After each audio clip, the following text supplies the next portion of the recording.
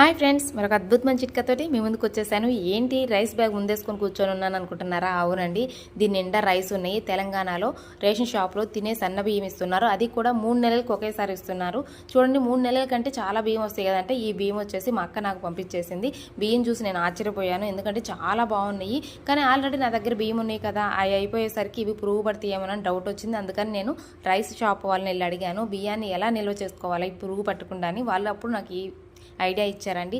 ఈ సింపుల్ చిట్కాతోటి మనం బియ్యాన్ని నిల్వ చేసుకున్నామంటే ఎన్ని సంవత్సరాలైనా పురుగు అనేది రాదంటండి.